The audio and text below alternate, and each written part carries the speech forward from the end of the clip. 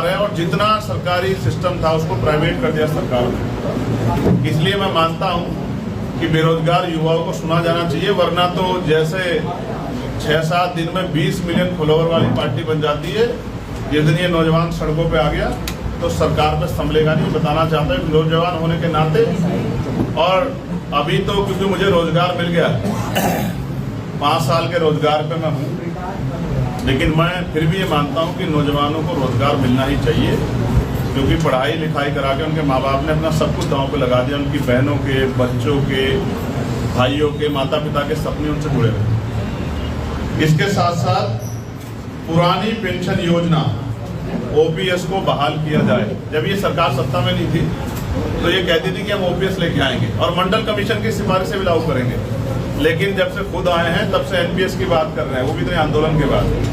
हम ओपीएस की गारंटी देंगे और उसको लागू कराएंगे। किसानों को उनकी फसलों का नुकसान होने पर और जो छुट्टा पशु हैं उनके द्वारा जिस तरह का जो है हमला उनकी फसलों पे हो रहा है, इन दोनों पे सख्त कानून बने और किसानों को एमएसपी की गारंटी मिले उनकी हर फसल पे। इसकी व्यवस्था हम लोग करेंगे।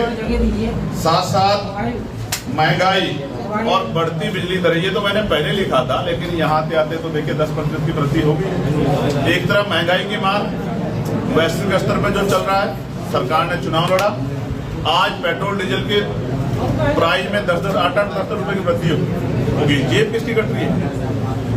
जनता की या मंत्रियों की? जनता की।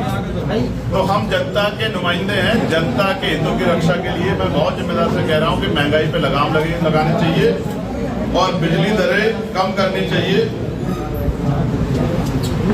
शिक्षण संस्थानों में पारदर्शिता और जो आरक्षण से लेके उनके अधिकार है उनका सर्जन होना बहुत आवश्यक है। कितना बैकलॉग भारी अभी जो है खाली पड़ा हुआ, सरकार क्यों नहीं बैकलॉग भर रही है?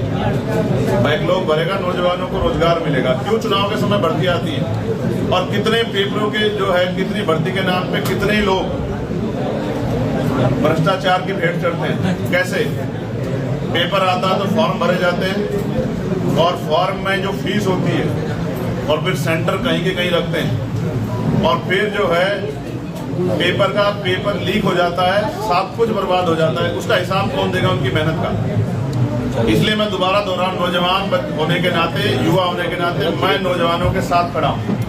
इसलिए मेरी मांग है और हम इसको लागू करेंगे। पावर में आने के बाद हम जनता के बीच में लेकर जाएंगे, जागरूक करने के लिए युवाओं को कि पेपर अगर आप कराते तो कोई पैसा न ली युवाओं से, आप दे तो रहे नहीं और पैसा जरूर लेते हैं उनसे।